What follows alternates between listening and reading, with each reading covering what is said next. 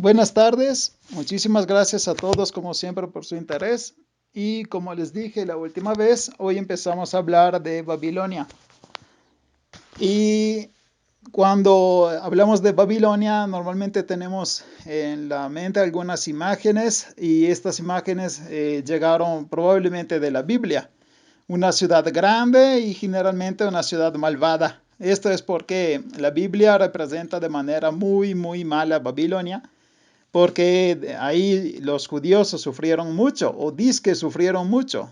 Y en realidad vamos a ver cómo durante la clase de Historia de Israel Antiguo, todo lo que nos dice la Biblia hay que interpretarlo a su manera y no podemos estar seguros de lo que pasó realmente. Pero la Babilonia de la que hablamos hoy no es la Babilonia de la Biblia, es al menos un milenio antes. Entonces, la Babilonia de la que hablamos formará lo que llamaremos primer imperio babilónico, y la Babilonia de la Biblia es lo que se llama segundo imperio de Babilonia. Entonces, no es la misma cosa, pero la ciudad sí es la misma, solo que en épocas diferentes, ¿de acuerdo? Bueno, para empezar, justo como hace Netflix, empezamos con un pequeño resumen del capítulo anterior, porque si no la gente dice, güey, no me acuerdo nada de lo que pasó y no entiendo nada de lo que estás diciendo, ¿no? Ok, entonces empezamos con un pequeño resumen y vamos a ver qué tal. Cuando terminamos la clase de Sumeria fue cuando cayó el imperio de Ur III, o sea, la tercera dinastía de Ur. El imperio de Ur III cayó por culpa de una invasión. El rey de la ciudad de Izin, llamado Ishbierra, se había aliado con los elamitas y juntos atacaron la ciudad de Ur y de esta manera lograron terminar su imperio. Hoy vamos a ver cómo Izin y Elam van a ser regiones protagonistas de la clase de hoy, ¿de acuerdo? 8 años después, Izin logra reconquistar la ciudad de Ur y la reconstruye y devuelve también la estatua del dios ciudadano que se llama Nanna. ¿Por qué hace esto? Porque lo que hacía el rey de Izin era legitimar su gobierno, o sea, intentaba que la población y también los dioses lo aceptaran como su nuevo rey, ¿no? Los reyes de Izin se hacen llamar rey de Ur, pero lo que ellos poseen en realidad es solo la parte central de lo que era el antiguo imperio de los sumerios. Entonces, tenemos el imperio sumerio que cae por culpa de una invasión de rey de Izin con Elam, y cuando Izin intenta reconstruir un imperio suyo, no logra alcanzar el tamaño que tenía el imperio sumerio, y se forma una parte central llamada Reino de Izin. En el sur, otra ciudad se vuelve importante, la ciudad de Larsa. Y la ciudad de Larsa tiene una dinastía de origen amorrea. Y ustedes me dicen, ¿y a mí qué? ¿Qué significa amorrea?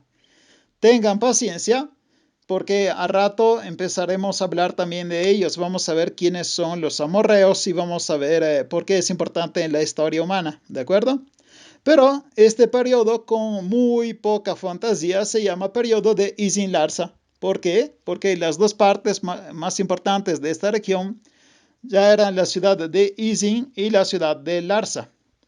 Este periodo dura 200 años y en esta paréntesis, estos 200 años, Izin y Larsa siguen madreándose porque en serio se odiaban. Izin y Larsa siguen haciéndose guerra y la pausa es solo para recuperar las fuerzas y luego seguirle con la guerra.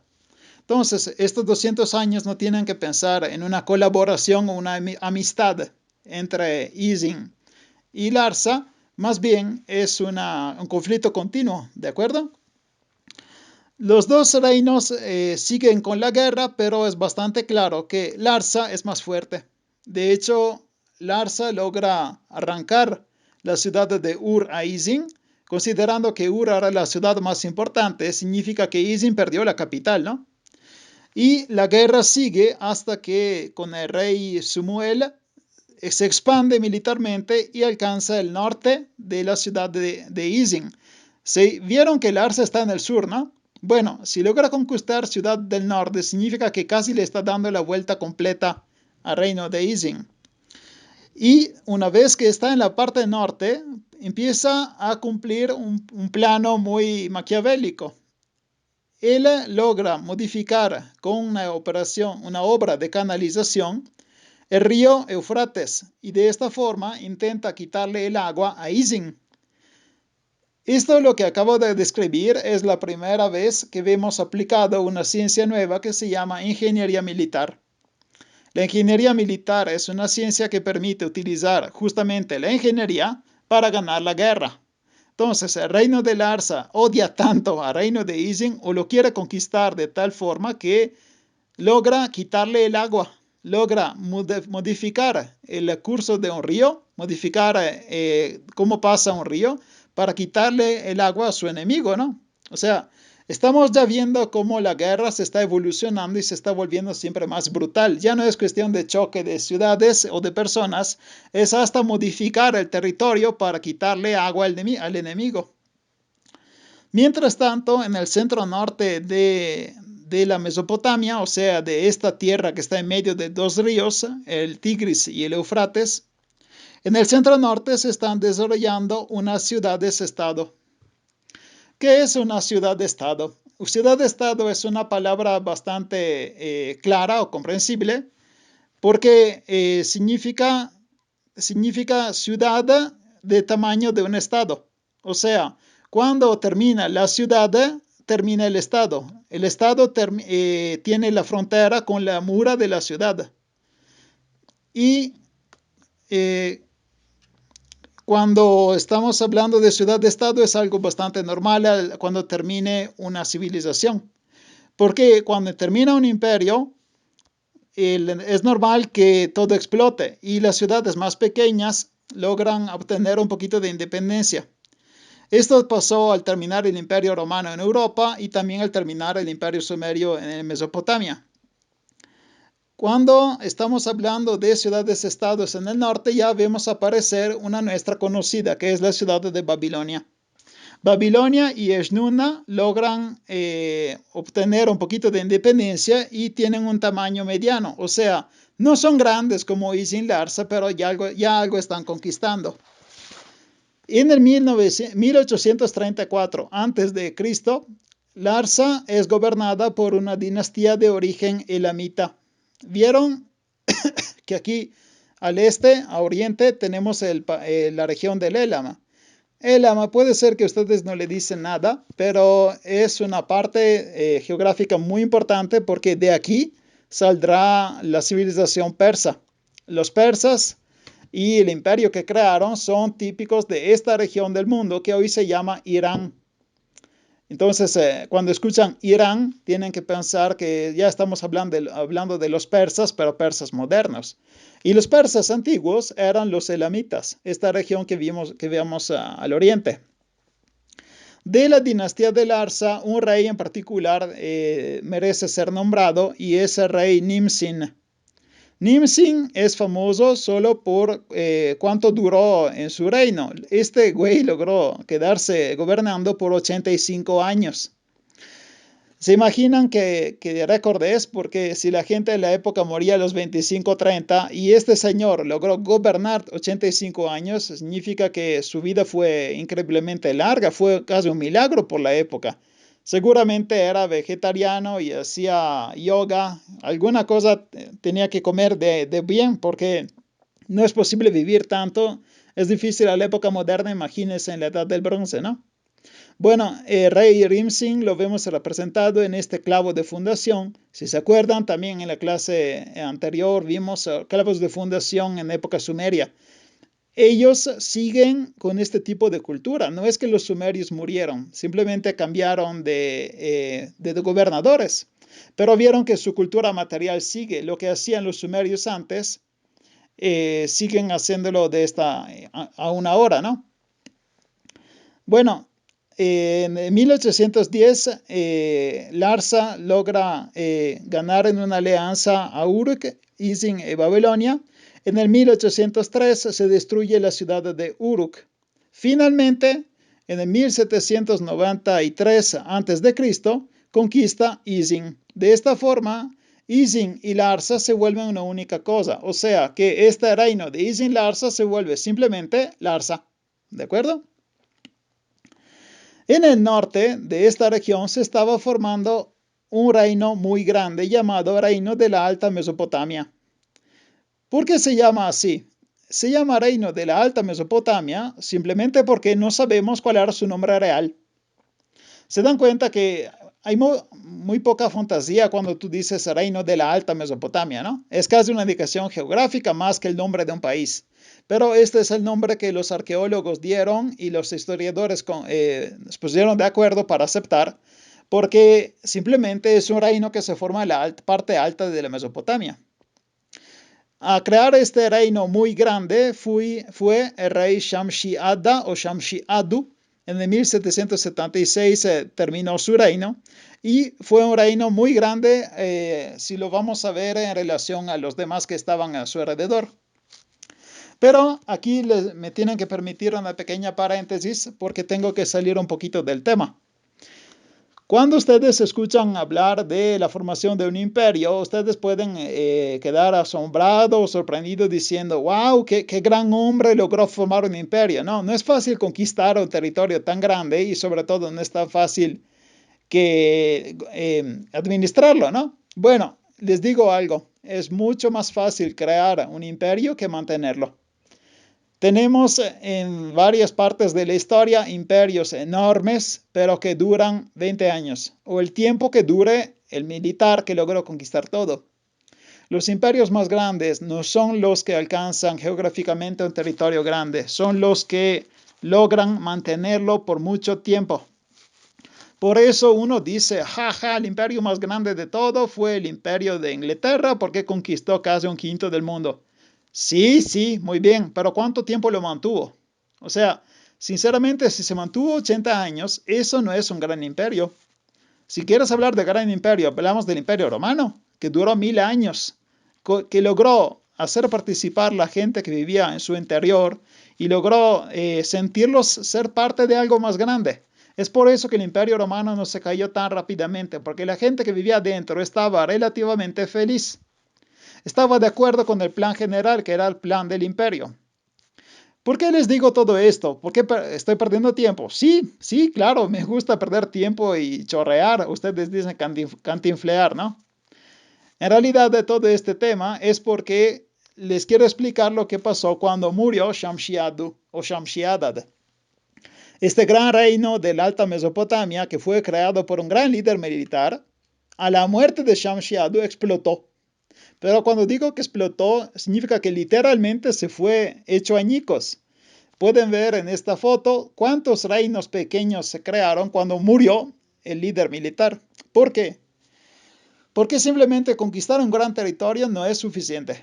Una vez que tú terminas de conquistar, tienes que convencer a la gente que acabas de conquistar que ahora están mejor. O que el cambio no fue en peor respecto a como estaban antes. De esta forma puedes esperar que cuando tú mueras, la gente siga dentro de tu territorio. Y si no, pasa lo que pasó a Don Shamshi-Adad, que cuando se murió ya se fue todo al carajo. Todo el territorio que él había conquistado se perdió. Y regresaron a un montón de ciudades-estado. Todas estas manchitas de color diferente son ciudades diferentes y son naciones diferentes. Porque como les dije, en esa época, cuando terminaba la ciudad, ya terminaba su nación. Significa que cada ciudad tenía sus leyes, tenía su gobernante, tenía su dinastía, tenía su religión y lo único que podía tener en común era la lengua y eventualmente algún tipo de comercio.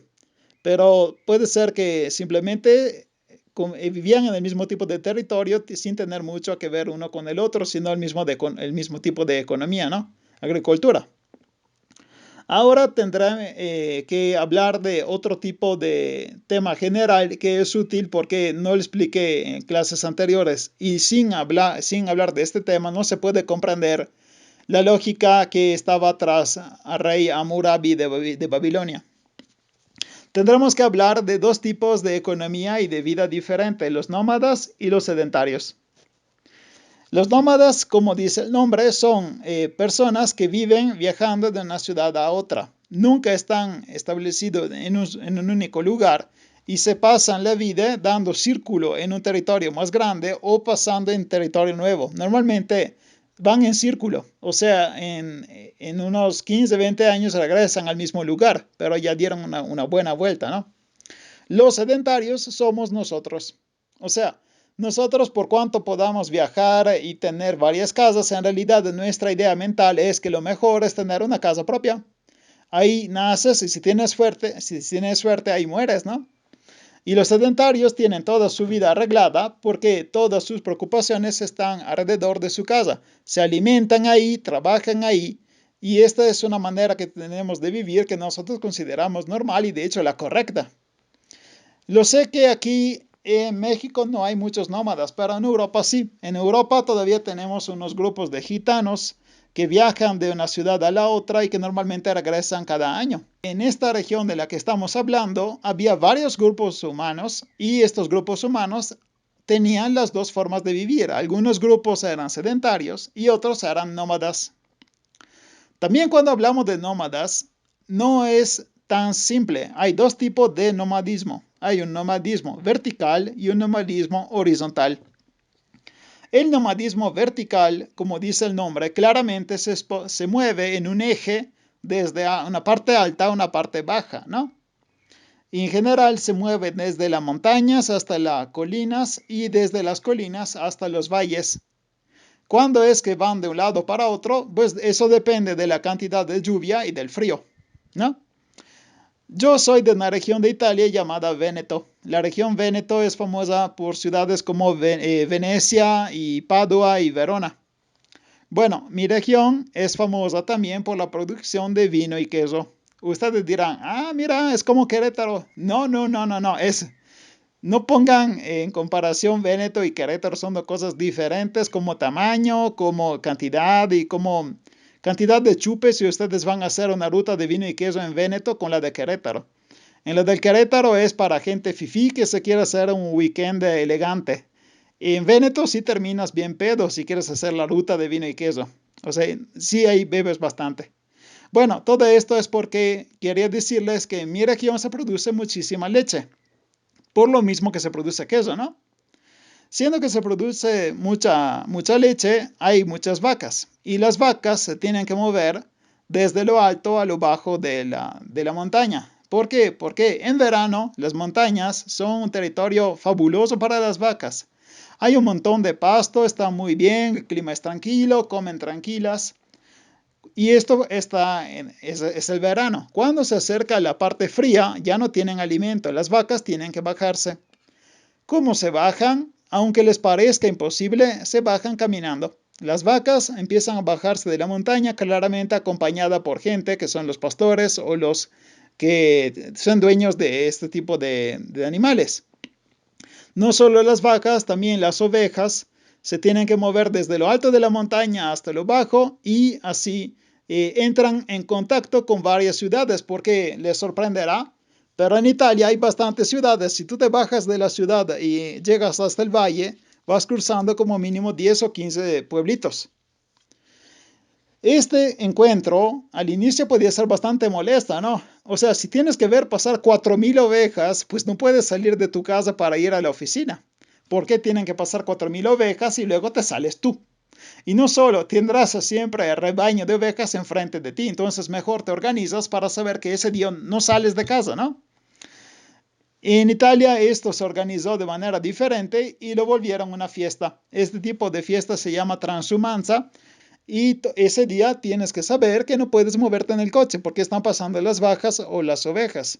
Entonces, en Italia, cuando van allá de vacaciones y de repente ven un enorme rebaño o un enorme montón de vacas, tienen que saber que ese es lo que yo llamé nomadismo vertical.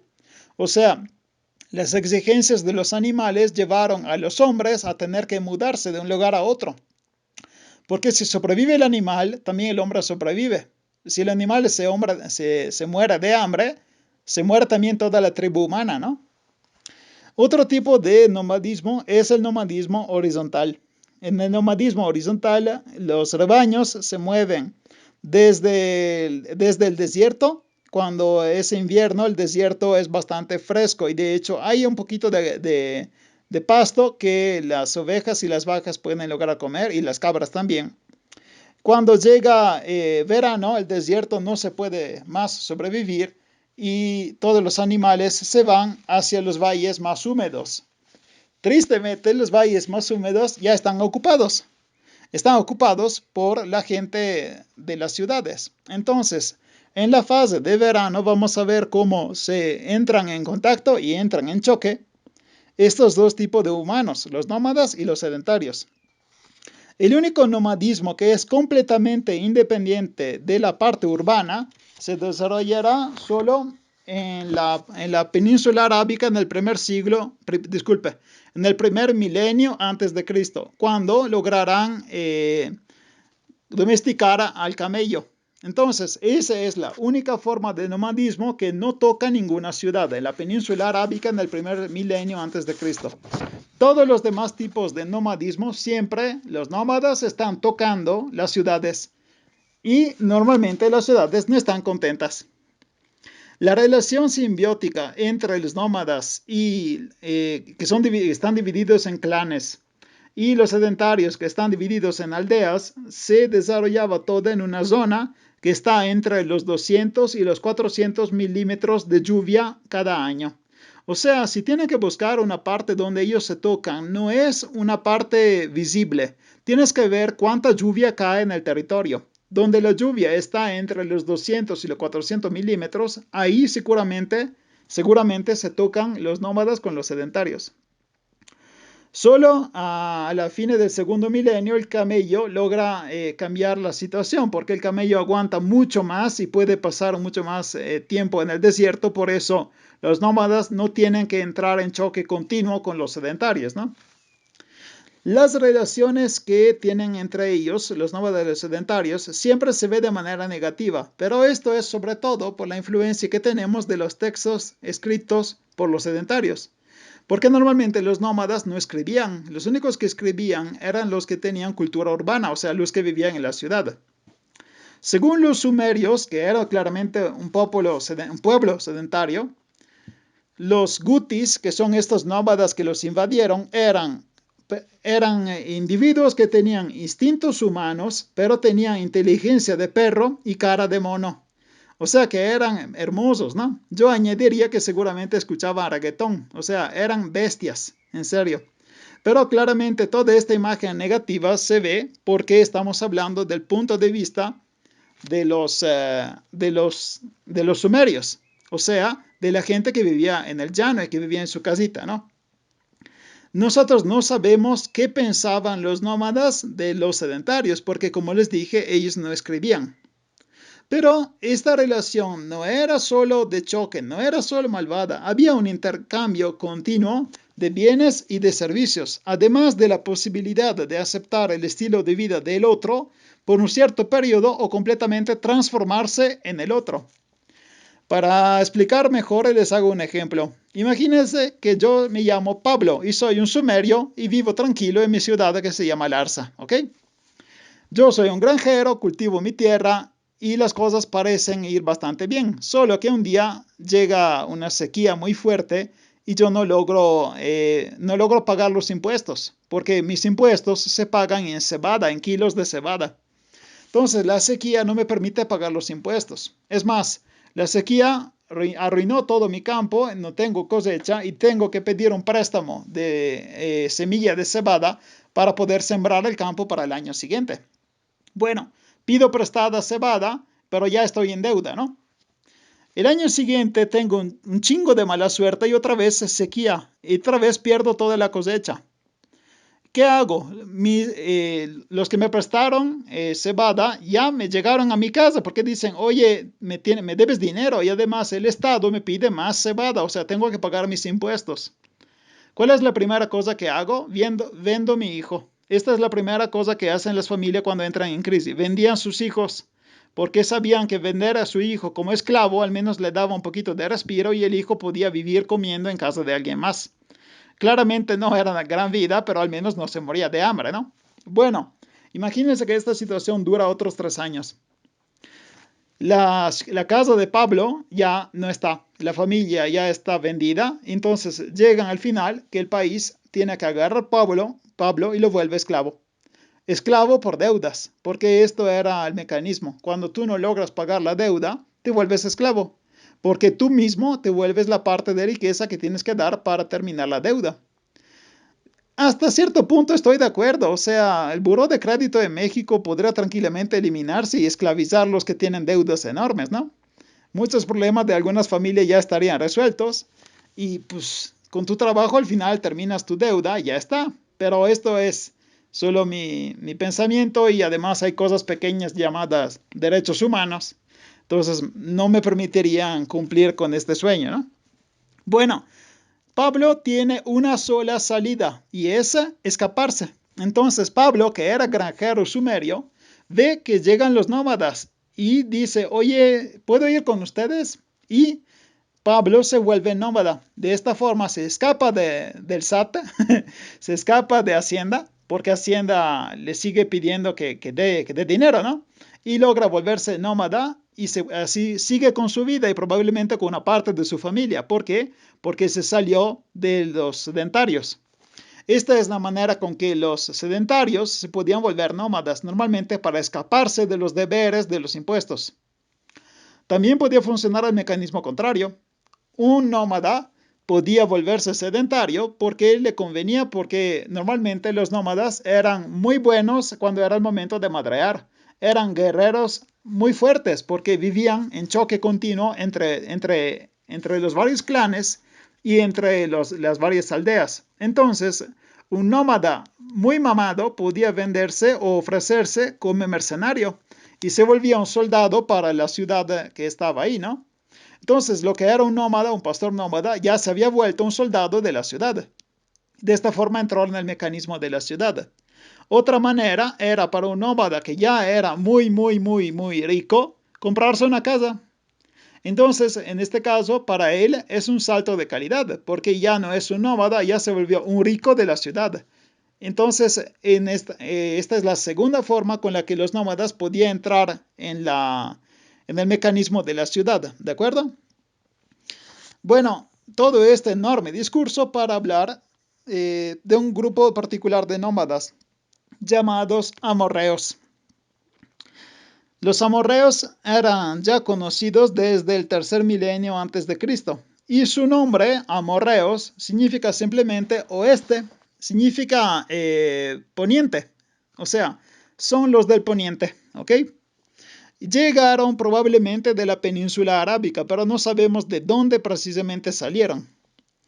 Y se encontraban en la parte de territorio entre la Mesopotamia y el reino de Ugarit, que está prácticamente en Siria actualmente. Llegaron a ser tan una amenaza para el grupo de los sumerios que Ur III, la tercera dinastía de Ur, construyó un muro para defenderse de ellos entre el Tigris y el Eufrate. Imagínense cuánto miedo tuvieron para construir un muro que estuviera largo cientos de kilómetros para defenderse de ellos, ¿no? Pero también los amorreos lograron integrarse en la administración de Ur como soldados o como pastores ricos, exactamente lo que les dije. O sea, eran soldados útiles para las ciudades de Ur y es más fácil pagarlos que tener que defenderse de ellos, ¿no? No se conoce bien el movimiento migratorio de los amorreos, pero podemos un poquito calcularlo gracias a la toponimia especular. Y ustedes ya aquí se espantaron, ¿no? Toponimia especular parece nombre de enfermedad, parece una evolución del coronavirus. O sea, me dio la toponimia especular y ahorita tengo diarrea. No. Toponimia especular es el estudio de los nombres de los lugares y de cómo estos nombres se mueven. Parece raro como definición. Ustedes dicen, no es posible que la ciudad se mueva, ¿no? Le haré algún ejemplo así van a entender mejor. En el sexto siglo antes de Cristo, los fenicios quisieron instalarse en el norte de África. Y siendo que no tenían para nada fantasía, ellos dijeron que la nueva ciudad se llamaría Nueva Ciudad. Literal, Nueva Ciudad. Nueva Ciudad en fenicio se llamaba Kart Hadash. Cartadash. Solo que en latín la ciudad salió como Cartago. Es la ciudad de Cartago, que en español se conoce como Cartagena. La ciudad de Cartago está en Tunisia. Pasan los siglos y la ciudad de Cartago quiere fundar una ciudad nueva, porque necesita de las minas de plata que tiene España. Entonces, la ciudad de Cartago en África funda una ciudad nueva en España. Otra vez, estos pinches gente no tiene fantasía y otra vez la llama ciudad nueva. Pero era la ciudad nueva de la ciudad nueva. Entonces se llama ciudad nueva nueva o ciudad nuevecita, ¿no? O sea, literalmente se llama Carta Hadash Hadash, que significa nueva, nueva ciudad. Pero ustedes la conocen como Cartagena en España. Pasan los siglos y ya España es un país y empieza a colonizar América. Hasta que llega en un lugar, si no me equivoco, está en Colombia, y ahí quiere fundar otra ciudad. Y ellos tampoco tienen fantasía. Entonces, ¿cómo la llaman? Otra vez Cartagena. Pero Cartagena, en esta vez, Cartagena de Indias, o sea, de América. Entonces tenemos en el mundo hasta ahora 3 ciudades Cartagena. Una Cartagena en África, una Cartagena en España y una Cartagena en América. Esto me da idea de cómo se movió el pueblo. El pueblo salió de África y se fue a España y son los sumerios, o sea, son los fenicios o cartagineses. En España, esta civilización se fue hasta América y simplemente viendo cómo el nombre se movió de un lugar a otro, yo me di cuenta cómo se movió el pueblo. Bueno, también los amorreos tenían ciudades que se llamaban todas de la misma forma. Entonces, algunas ciudades que se llaman de una cierta forma en el centro de la península arábica y luego las veo 400 kilómetros más al norte y luego 400 más al norte, ¿qué significa? Que se están moviendo y que cada vez que ellos se mueven repiten los nombres de la ciudad. Y ustedes podrán pensar, bueno, que son estúpidos, ¿por qué no pueden inventarse otros nombres? En realidad el mecanismo, más que ser algo de novedad o de no saber inventarse, es un mecanismo psicológico. ¿Por qué? Cuando tú dejas tu casa y te vas a otro lugar, tú empiezas a sufrir, no importa si lo que hiciste o te obligaron a escaparte de tu casa. Y la manera más fácil de engañarte y fingir que tú sigues en tu casa es nombrar el nuevo lugar como se llamaba tu casa. ¿De acuerdo? Un ejemplo local, siendo que estamos en México, conocen la ciudad de Chipilo. Chipilo está en el estado de Puebla. Chipilo es famosa para producción de queso y producción de muebles. Bueno, Chipilo es una colonia de gente de mi región, por eso es famoso el queso y la mantequilla de Chipilo, porque es lo que hacen los vénetos, trabajan con vacas. Entonces, cuando los habitantes de Segusino, así se llamaba la ciudad en Véneto, colonizaron esa ciudad de Puebla, que se llamaba Chipilo, cuando vieron una colina la llamaron Grappa. ¿Por qué la llamaron Grappa? Porque hay un monte cerca de su pueblito en Italia que se llama Grappa. Por eso que hay un monte Grappa en México, porque es un espejo del monte Grappa en Italia. Porque son los colonos que intentan repetir los mismos nombres. Lo mismo, si ustedes van a ver muchas ciudades del sur de Brasil, van a sorprenderse cuántos nombres alemanes e italianos van a encontrar. Porque la colonia alemana o italiana repetía los mismos nombres de donde salieron ellos desde Europa. ¿De acuerdo? Entonces, cuando alguien en una cena o en alguna posada este diciembre habla de toponimia especular, ya pueden decirle, ajá, güey, ya sé de lo que hablas, ¿no? Y si nadie habla de toponimia especular durante su posada, pues mejor hablen ustedes, o sea, ponga ahí el tema para poder brillar con todo lo que aprendieron en el curso, ¿de acuerdo? Bueno, toda la toponimia especular nos permite ver cómo se movieron los amorreos acercándose hacia Mesopotamia, ¿de acuerdo? Con la caída de Ur III, de la tercera dinastía de Ur, los amorreos tuvieron mucha suerte como militares porque lograron crear dinastías. O sea, lo que eran militares ahí o eran mercenarios se volvieron reyes, porque una vez que los políticos y los nobles perdieron el poder, el siguiente nivel de poder son los militares. Y los militares con mucha facilidad agarran el poder. ¿Cómo? Pues con la fuerza. Ellos son los que más usan la fuerza, ¿no? Entonces, cuando los amorreos ya estaban adentro de las ciudades, simplemente crearon sus dinastías. porque ya estaban ahí. Pero no eran muy extranjeros, de hecho ya habían absorbido la cultura local. Por ejemplo, ellos hablaban en acádico, o sea, hablaban el idioma local, no eran diferentes. Y muchos de ellos abandonan con dificultad sus costumbres nómadas. Por ejemplo, les voy explicando del rey de Mari. Este señorito, que se llama Zimri-Lim, era rey de Mari y era de origen nómada. Zimri-Lim, él prefería dormir en un campamento en lugar que dormir en su palacio, porque no le parecía cómodo el palacio y seguía siendo en su cabeza un nómada.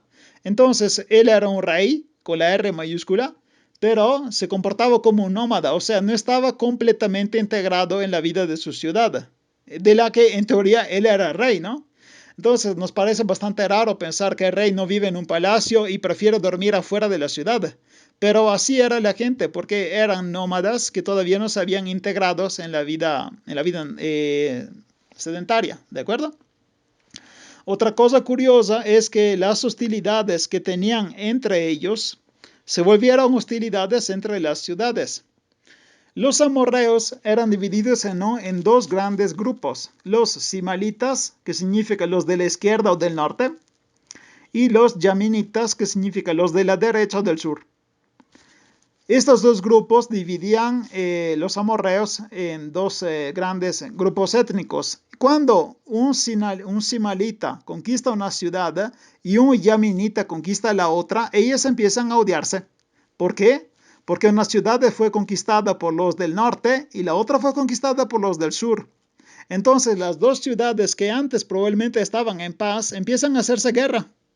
¿De acuerdo?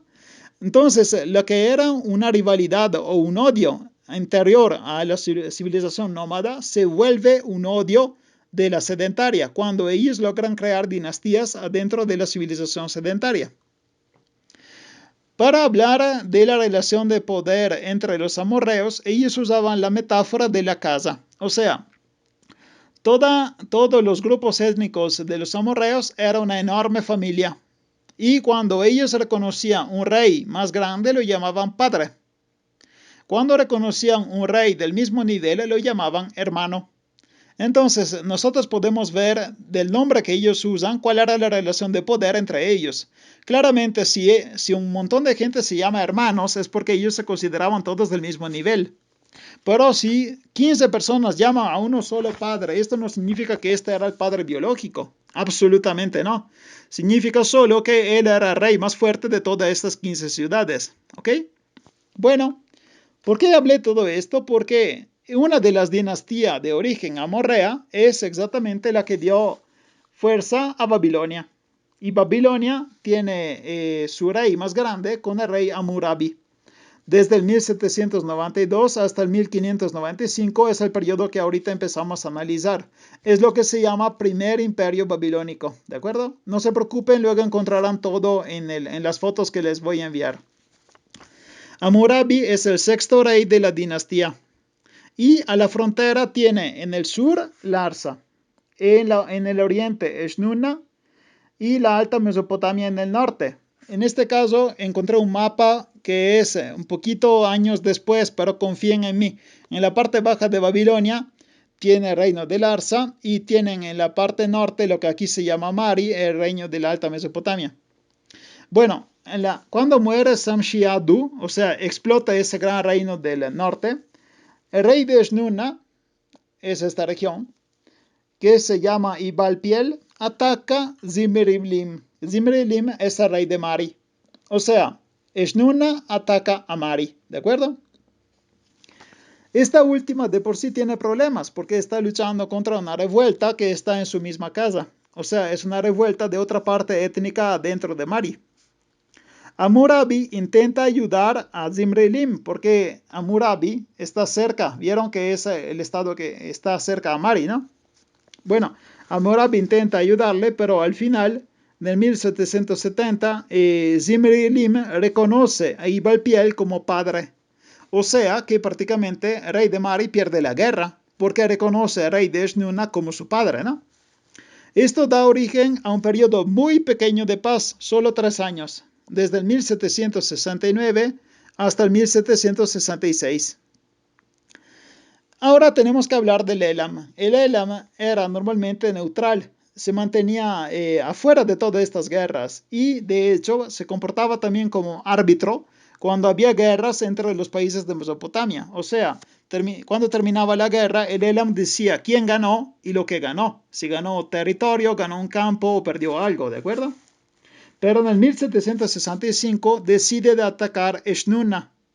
Y en este caso es ayudado por Hammurabi y Zimri-Lim. ¿Qué significa? Que si Eshnuna está aquí y es atacado por el Elam, por Babilonia y por Mari, significa que los ataques llegan de todos los lados, ¿no? Esta guerra termina claramente con la victoria de esta alianza porque Eshnuna no puede aguantar tanta fuerza concentrada, pero luego el Elam decide de atacar a sorpresa a Mari y a Babilonia. Entonces aquí vamos a ver cómo Elam ya estaba pensando de expandirse, conquistando todos los demás países. Entonces ataca a Mari y Babilonia y crea una alianza porque Mari y Babilonia no son idiotas y quieren resistir al ataque. Y esta alianza nace en 1765. Esta alianza es tan fuerte que logra resistir a la invasión del Elam y lo gana. Y así empieza la aventura de expansión del rey Hammurabi de Babilonia. La primera conquista que hará Hammurabi será al sur, conquistando Larsa. Entonces Babilonia ya llega hasta la ciudad de Larsa, o sea, el sur de Mesopotamia. Esta conquista también se completa cuando transporta al rey a Babilonia, prácticamente lo secuestra. Y él se instala como rey de Sumer y de Akkad, o sea, recupera un título antiguo que había usado el imperio de Akkad que vimos en la primera clase. En el 1761 logra ganarle al rey Zimri-Lim, que, si se acuerdan, era su ex aliado. Ya la gente no se ve en la cara ni nada. ¿Cuál amigo? Ya vale solo conquistar. Entonces, Hammurabi ataca al rey de Mari, que era su ex aliado, y logra transportar todo el archivo que tenía en su capital hasta Babilonia. Esto significa que ya en la época se reconocía cuál era la importancia de los documentos. Y cuando se hacía una conquista, normalmente se transportaba también todos los documentos que tenía la otra ciudad, para demostrar que ahora la capital es diferente. En el 1759 logra conquistar también la ciudad de Maljuma. Y en el 1757 le hace guerra también a los Gutis y a los Turukis, que son ciudades que están en el norte. Prácticamente Babilonia se expandió al punto de volverse un nuevo imperio. Es lo que se llama Primer Imperio Babilónico. Duró muy poco, pero dio mucha herencia cultural. Lo que preocupaba a rey Hammurabi era el trabajo de canalización y de construcción, porque sabía muy bien que el río Tigre y el río Eufrates sin canalización no logra aguantar. Y de hecho es realmente algo que es real, porque cuando él murió en el 1750, solo después de 20-30 años ya los ríos se salen y Babilonia pierde el control de la parte sur del país. Significa que era necesario un constante trabajo de canalización para mantener y para usar los ríos. Y apenas tú dejabas de trabajarlos, ya empezabas a perder con la parte del territorio. Bueno, cuando muere Hammurabi en 1750, después de 43 años de reino, empiezan a perder partes de sus conquistas. Y el país tendrá conflictos luego con los casitas y será gobernado por ellos. Pero de esto hablaré en la parte final de la clase. Ahora quiero hablar un poquito de esta sociedad que justamente dio el nombre a nuestra clase, ¿no? De Babilonia.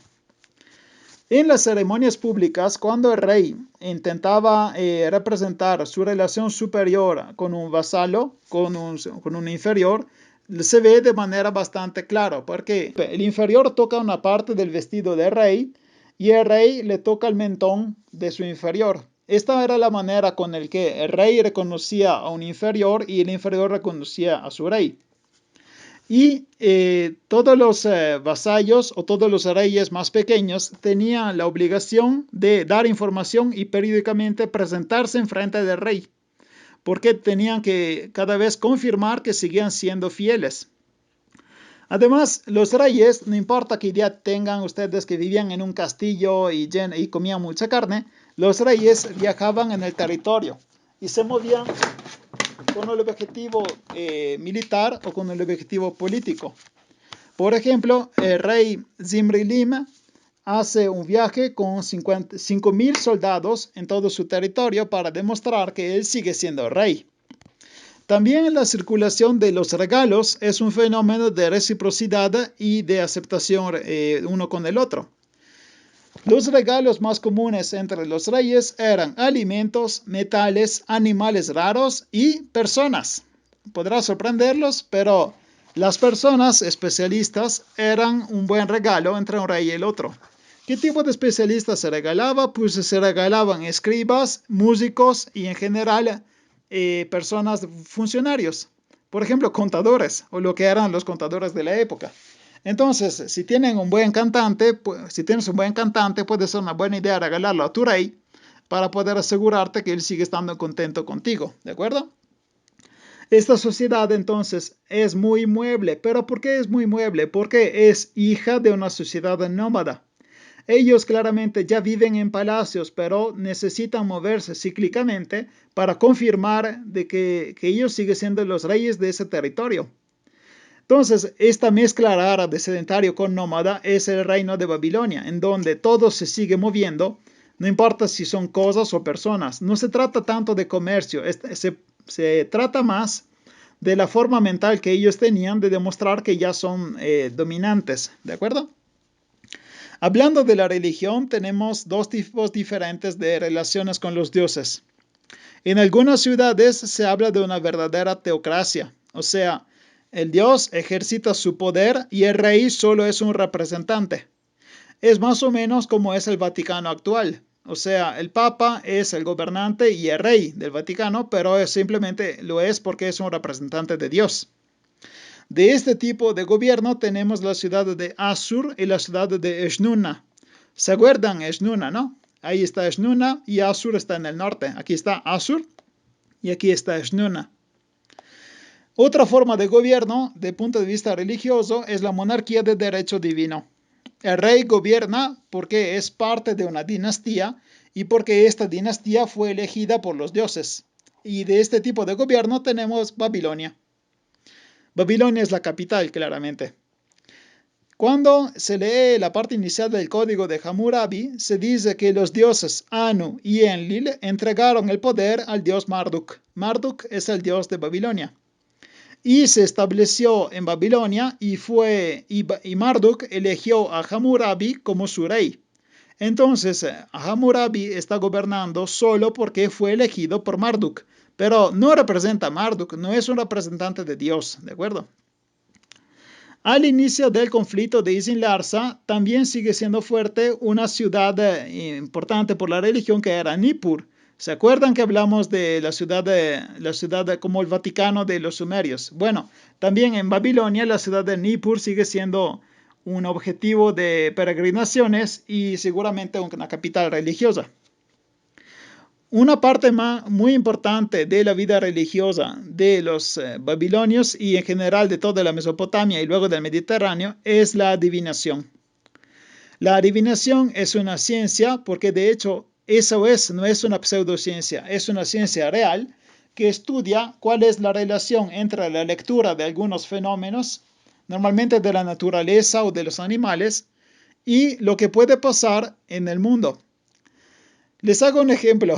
Hace unas semanas se encontró en Cozumel un pez muy largo, era largo 6 metros. Una leyenda japonesa dice que ese pez se presenta y se puede pescar solo poco antes de un tsunami. Y miren, ya estamos. O sea, en ese caso, si fuéramos gente que todavía cree en la adivinación, ese sería un señal divino.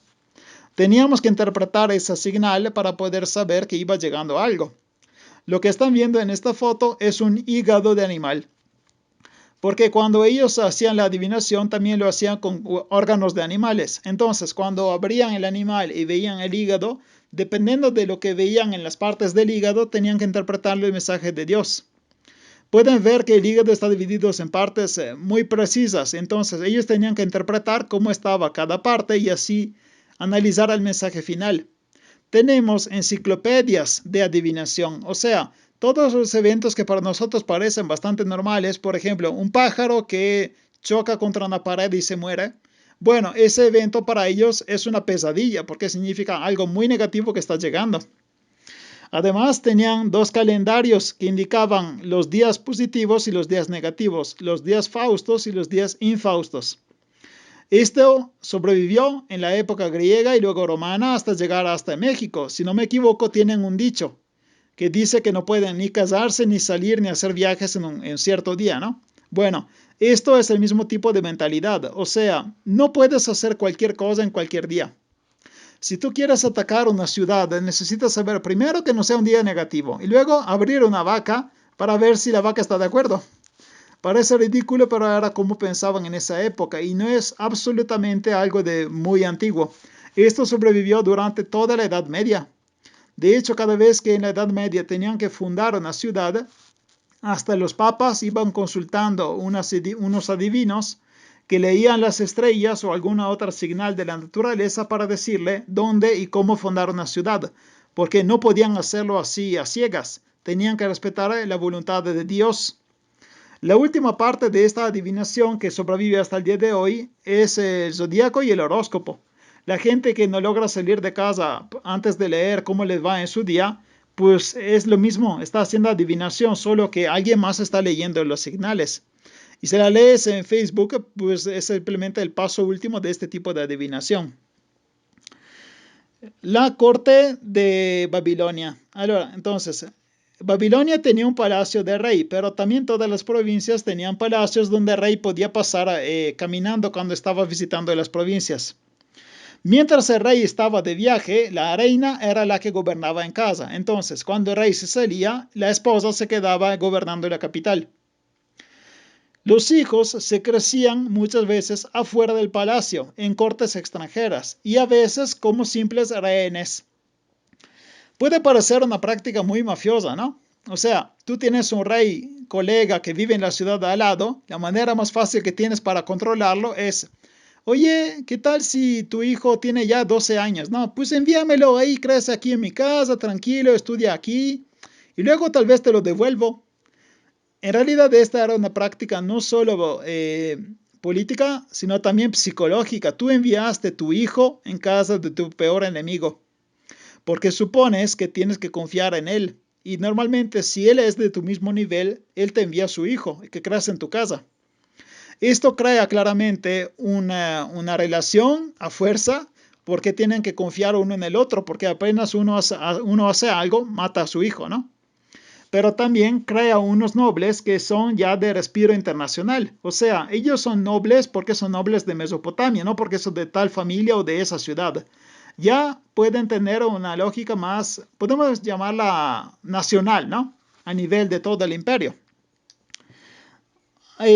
Las hijas, en cambio, eran objeto de política porque claramente podías casarla con alguien y de esta forma te conquistabas esa familia. O también podías ponerla en un encargo religioso, o sea, se volvían monjas, pero en la versión de Babilonia, ¿no? Ahora vamos a hablar del objeto más famoso de esta civilización, que es el Código de Hammurabi. El Código de Hammurabi es del año 1760 a.C. y se encontró en la ciudad de Susa, en Irán. Está dividido en un prólogo, o sea, una parte inicial, más de 200 leyes y un epílogo, o sea, una parte final. Las leyes están escritas de manera casuística, que es una palabra horrible, simplemente por decir que la ley está caso por caso. No tiene una ley general. Tienen una ley que te dice, si mato a un perro tengo que pagar esto, si mato a una persona tengo que pagar esto, si mato a 2 personas tengo que pagar esto. Imagínense cuántos casos ellos tenían que explicar porque no tenían una ley general. Tenían que describir todos los crímenes posibles y cuál era el castigo, ¿no? Entonces ellos no tenían un principio general.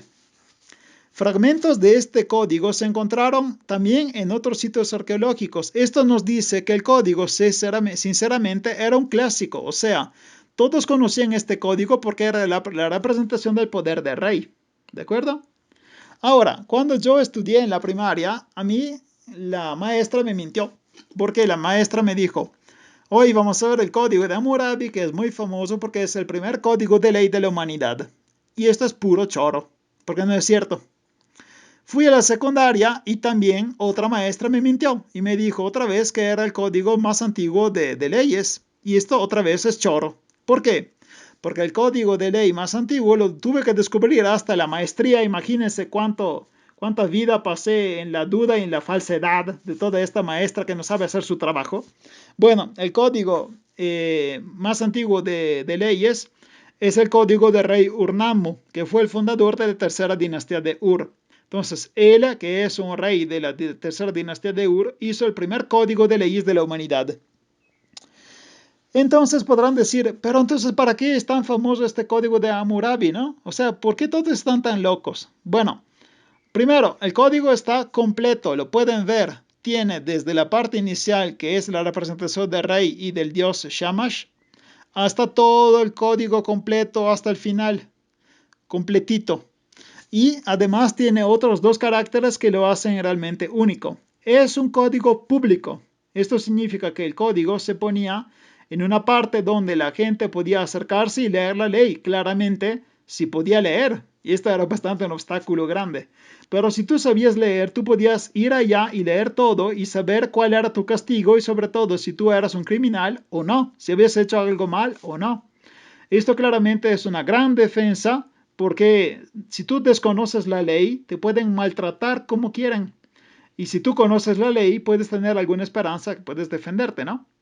Otra novedad del código es que está numerado. Cada ley tiene su número. Entonces, los procesos podrían decir, según la ley número 254, tú tienes que morir. Es bastante brutal, pero la gran parte de los castigos del código de Hammurabi era la muerte. Entonces, ¿para qué hacer tantas leyes si al final me chingan, no? Al final tengo que terminar mal. Bueno, tenemos también otra sorpresa. Nos llegaron hasta el día de hoy unas prácticas de tribunal, o sea, tenemos pruebas escritas de los procesos. Y ahí está la sorpresa. Muchos procesos no citan el código de Hammurabi. O sea, los procesos no le interesaba el código, no lo estaban usando. Y en algunos procesos podemos ver cómo terminó la condena y dice que ni siquiera la condena estaba prevista en el código, está contraria al código. Muchas veces la condena es más suave respecto a lo que decía el código. ¿Qué significa? Que probablemente la justicia no usaba el código de Hammurabi como un código de ley real. Entonces, ¿a qué servía? Era una forma de propaganda, era una forma que tenía el rey de representarse en frente de su pueblo, ¿de acuerdo? Y el rey lo vemos aquí. El rey está enfrente de Shamash, que es el dios del sol y de la justicia. Y Shamash tiene en mano el bastón del poder y esto representa que le da el poder al rey Hammurabi. Entonces el rey Hammurabi puede gobernar gracias a la aprobación del rey Shamash. Además, la justicia que provee este tipo de código, lo que es la clásica ojo por ojo y diente por diente, es una justicia típica de los nómadas. Ellos no tienen una justicia que pueda recuperar un daño, sino dando un daño que sea equivalente y de signo contrario. Literalmente, si yo pierdo un ojo por culpa de alguien, yo lo puedo quitar a él. Pero ahí ya termina. Y ustedes dicen, bueno, sí, lo entiendo, sí, está bien. Pero imagínense, ¿qué pasa si una persona mata a mi hijo? Yo tengo el derecho de matar a su hijo. Y este pobre desgraciado, ¿por qué tiene que morirse? O sea, él no hizo nada. Pero yo quiero golpear a su padre. Diciendo que su padre me mató a mi hijo, yo puedo matarlo a él. Se dan cuenta que es espantoso este tipo de justicia. Y otra cosa importante, en el código no había diferencia entre daño voluntario y daño involuntario. Significa que si tú dañas de manera adrede o sin querer a alguien, tu condena será igual. Les hago un caso bastante extremo para que entiendan. Imagínense un albañil. Un albañil construye una casa, la construye completa, o sea, es medio albañil, medio arquitecto, porque también sabe construir la estructura completa, no solo levantar un muro, ¿ok? Bueno, la casa aguanta y allá adentro vive una familia. Pasan 8 años, llega una lluvia espantosa o simplemente el río se sale, porque era mucho más típico que el Tigris se saliera. La casa es inundada, se cae el techo y toda la familia muere. Bueno, van a matar al albañil y a toda su familia. ¿Por qué? Porque el responsable de que se cayó la casa él es el albañil. Y el albañil dice, pero yo la construí bien, se salió el río. Sí, se salió el río, pero la casa que tú construiste se cayó y la de al lado no. Entonces tú eres el asesino. Y así van matando al albañil y a toda su familia para intentar hacer justicia de la familia que vivía dentro de la casa que él construyó. Se dan cuenta que no es nada que se acerque a la justicia moderna, porque por suerte tenemos la diferencia entre daño voluntario y daño involuntario, homicidio voluntario y homicidio involuntario. Si yo maté por error a una persona, o sea, yo no quería su muerte y no me merezco la misma condena de que si yo lo matara adrede, ¿no? Bueno, esto es lo que representa el código de Hammurabi. Entonces, cuando les da gana de hacer vendetta, como se dice en Italia, o sea, vengarse, si una persona le hace un daño a ustedes quieren hacerle igual, bueno, son iguales a Hammurabi, pero esto no es un cumplido. O sea, pasaron 3.000 años, 4.000 años desde ese periodo. Pueden tranquilamente ser un poquito más avanzado, ¿no? Existe el perdón y si no, existe también una condena que no tenga que hacer una violencia igual y contraria, ¿no? De acuerdo. Ahora hablamos un poquito de la sociedad. La sociedad de Babilonia estaba dividida en tres partes. La parte más alta eran los señores, eran aristócratas del palacio, y esto incluía claramente la nobleza, los sacerdotes y los funcionarios. Ellos sí, era la gente de las lomas de Babilonia, era la gente rica y tenía una gran vida y su vida era bastante hermosa, claramente hasta que tenían algún problema médico y luego se morían de manera rápida. Acuérdense que la medicina no estaba muy desarrollada en esta época, entonces también los nobles no tenían una vida ni larga ni tan cómoda, ¿ok? La segunda clase social se llamaba Mushkenum. Mushkenum tiene la raíz de esta palabra que significa arrodillarse. Entonces, ¿quién eran los Mushkenum? Eran los que se arrodillaban. O sea, era el pueblo libre, eran artesanos y eran granjeros. Era gente que era libre, pero tenían que arrodillarse en frente de los nobles y en frente claramente del rey. Aún así, tenían una vida decente porque tenían su parte de riqueza. En la última parte tenemos los esclavos. Los esclavos se dividían en esclavos hechos por guerra o esclavos que nacieron. Entonces, nacer de una familia de esclavo te hace automáticamente esclavo. Y si fuiste conquistado, claramente pues, no puedes salir de esa situación, ¿no?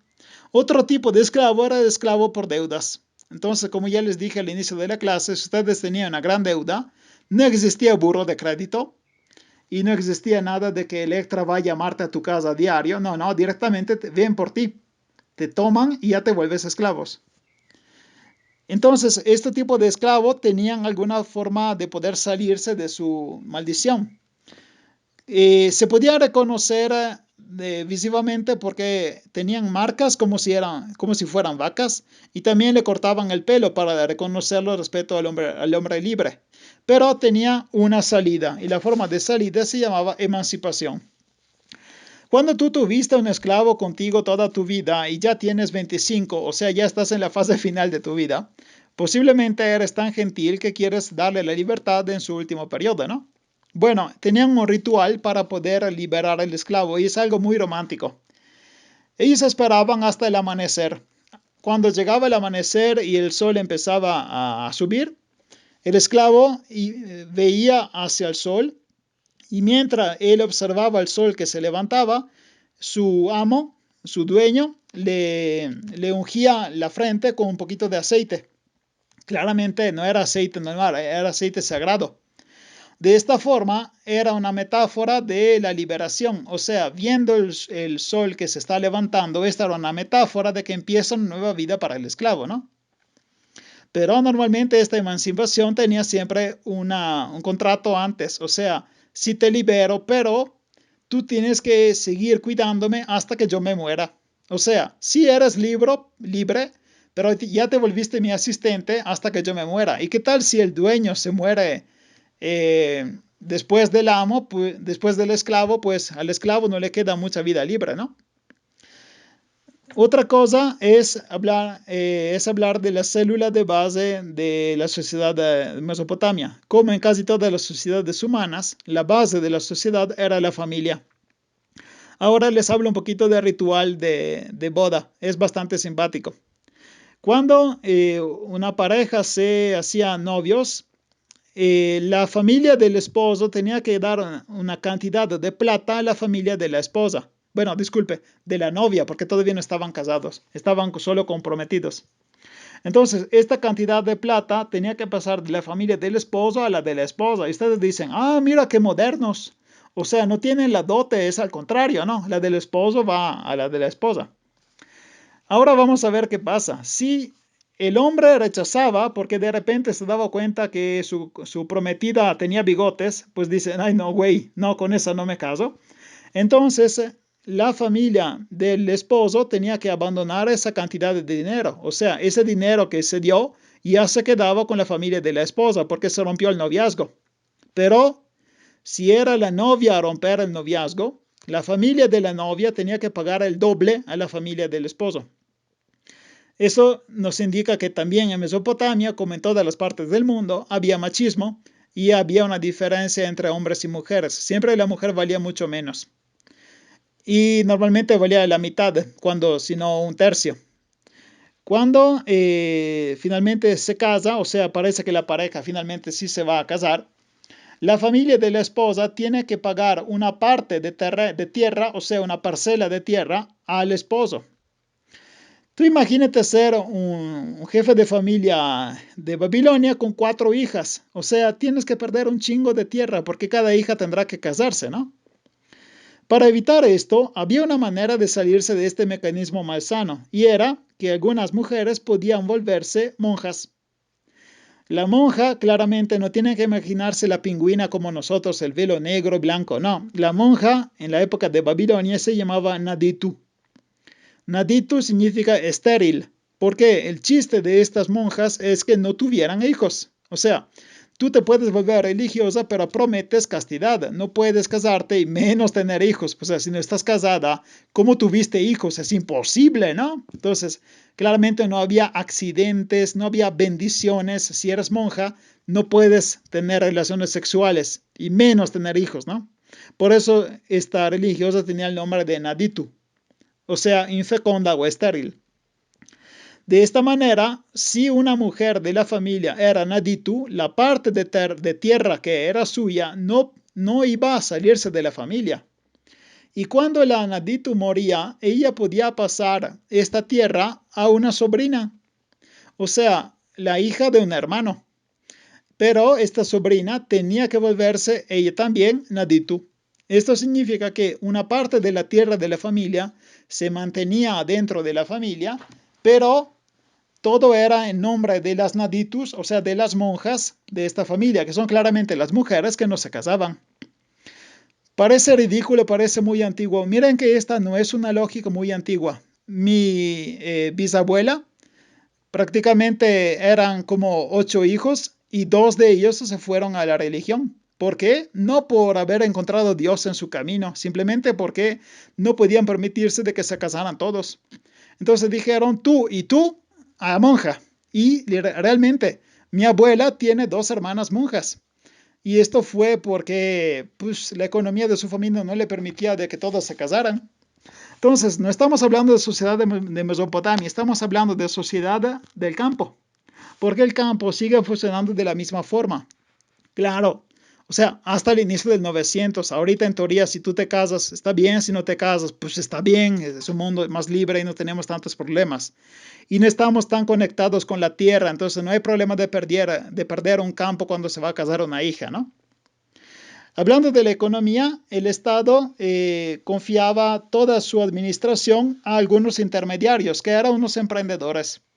Los emprendedores tenían que sacar toda la cosecha y tenían que pagar una parte al Estado. Claramente la parte que tenía que pagar al Estado lo decidía el Estado, ¿no? ¿Qué ganaba este emprendedor? Pues todo lo que cosechaba de extra era toda ganancia suya. Entonces, cuando el rey de Mesopotamia pedía, por ejemplo, necesito 10 toneladas de cebada y las quiero para el final del mes, ¿ok? Parte el emprendedor, se va campo por campo, cosecha todo lo que necesita, claramente pidiéndolo a los granjeros, ¿no? Y todo lo que sobra de las 10 toneladas, por ejemplo, logró cosechar 12, estas 2 toneladas que le sobran son del emprendedor. ¿Por qué hacía esto? Pues el Estado, siendo que confiaba todo en algunos emprendedores, el Estado y la burocracia de Mesopotamia era muy ligera, porque en realidad todo se basaba sobre profesionales que estaban haciendo su trabajo muy bien. Por eso el Estado no tenía que ser muy pesado, no tenía muchos funcionarios, ¿de acuerdo? Y la burocracia por lo mismo se volvía más ligera. Ahora nos cambiamos de periodo porque la Babilonia que conocimos alcanza solo hasta el 1590 a.C. Al inicio del siglo XVI, una población toma el poder en Babilonia.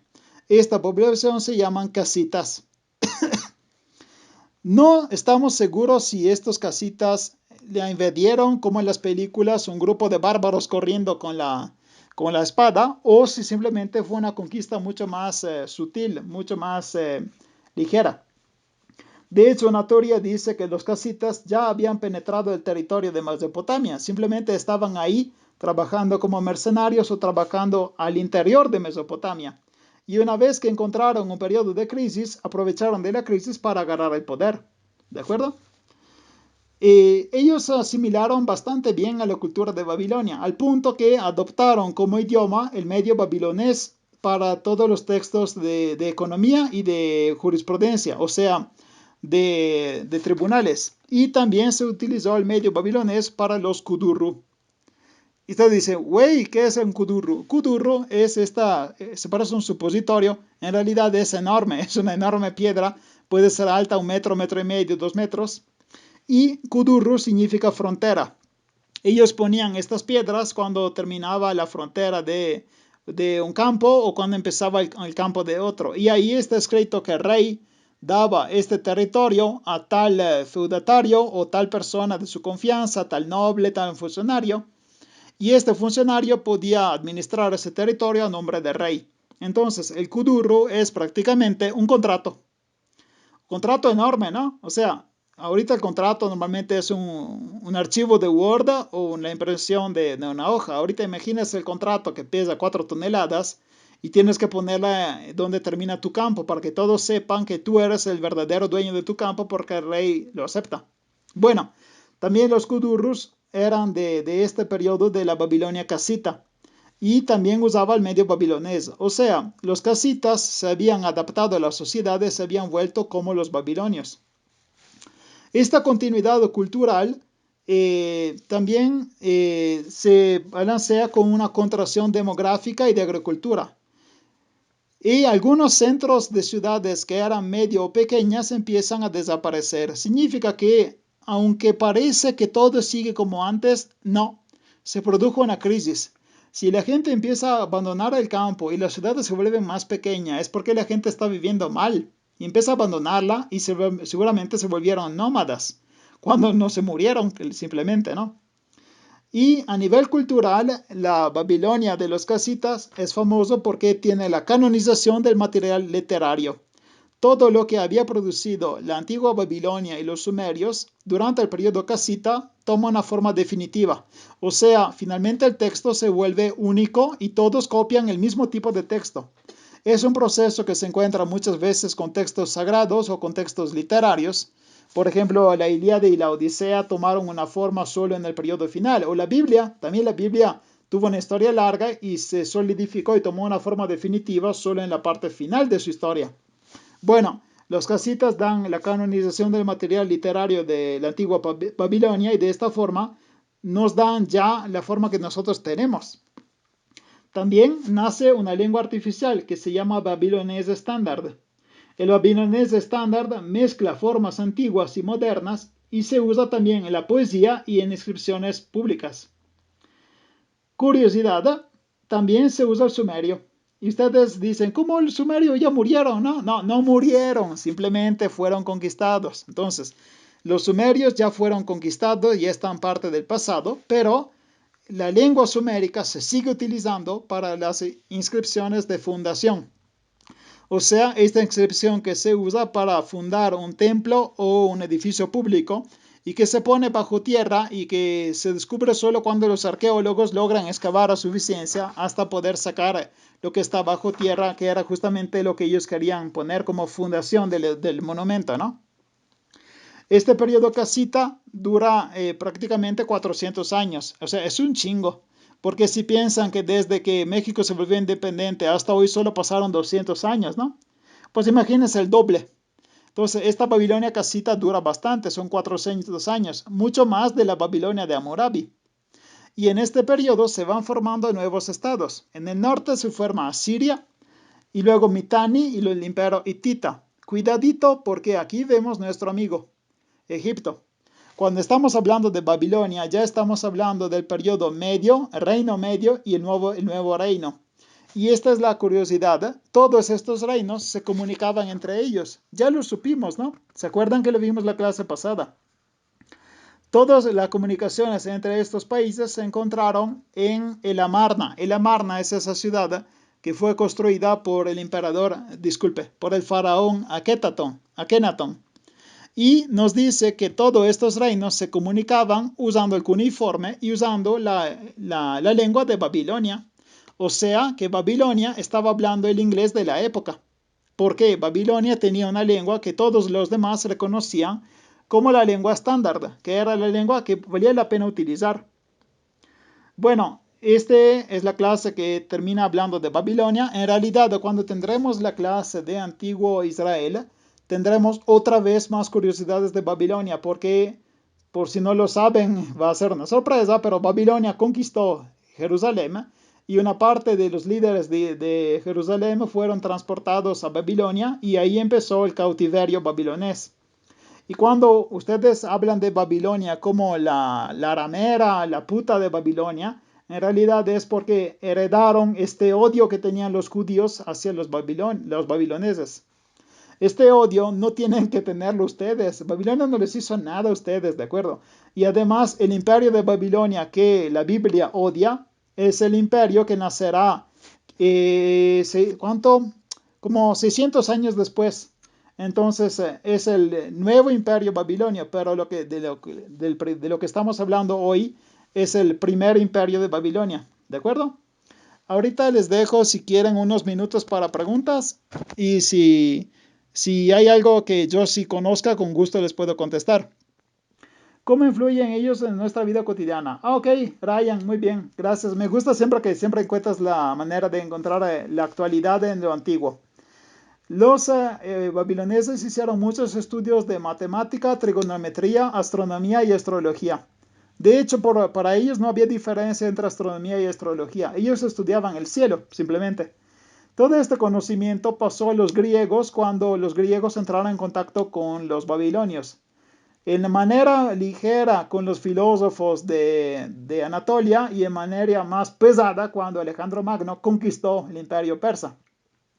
Esta unión entre el pensamiento griego y la ciencia de Mesopotamia dio origen a un impulso tecnológico enorme, que es el desarrollo técnico y científico y mental que tuvo la época antigua. Entonces, ¿qué hay de ellos actualmente? Pues ellos dieron inicio a la matemática en el mundo occidental. Ustedes saben muy bien que también aquí las civilizaciones antiguas ya estaban desarrollando matemática, claro. Pero en el continente europeo y de Asia y de África, los primeros que usaron matemática fueron los babilonios, ¿de acuerdo?